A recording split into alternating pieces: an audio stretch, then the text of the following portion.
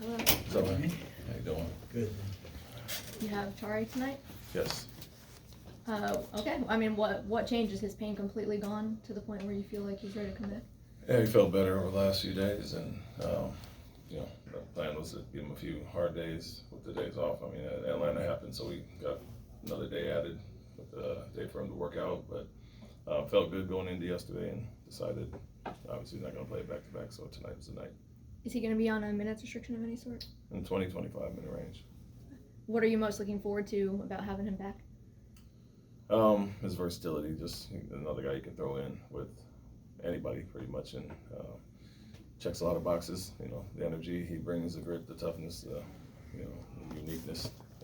We all know what he does, and so obviously it'll take a minute to get some rhythm back and some wind back, and that was part of the reason we wanted him in Denver last night. But yeah, he impacts the game. Another disruptor. Do you know who's going to start in Fred's spot? Jeff Green. Who do you think is going to take on the bulk of the ball handling duties in Fred's absence?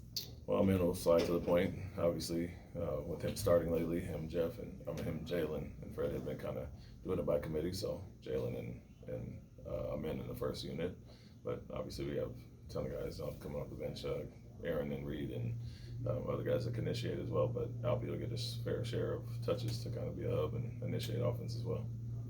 Coach Udoka, you was here playing in Sacramento for a minute over at the old Arco Arena. Was Doug on that team when you played? No, it was way after. Well, do you with any relationship that you have with him, considering the fact that, he just took over the game 9 games ago and he's the leader?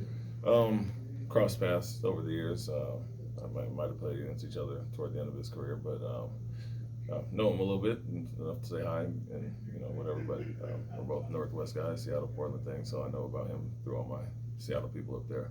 But happy to see that he's doing well. Obviously, it sucks for Mike, and I know Mike well, obviously too. But the change of voice or philosophy or whatever is giving them a spark, obviously, and they're doing some things differently. So whatever he's doing is working. All right.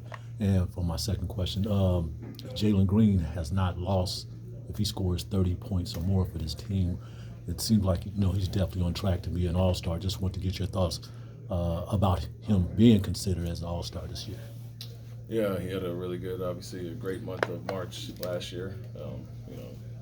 Averaged close to 30, got player of the week. Probably should have got player of the month, and had some ups and downs early this year, but has really been great lately, obviously. And the carryover in general, I think, was really good from last year to this year. And so sometimes shots don't fall, and it looks like you're not playing well or whatever, but he's making those shots, being aggressive, reading the game much better. And so, the clip he's playing at obviously has us helping us be in the standings where we're at right now. And I think him and Alfie are very deserving. Both guys have carried the load at different times. And they both do well. We obviously, it's hard to beat us when both those guys are clicking. But Jalen's on another heater right now. Also, what he did in March. Well, I didn't cut you off. Also, you guys have been doing tremendous, this month on the road. What's been the success to that? Because the string you haven't lost this month.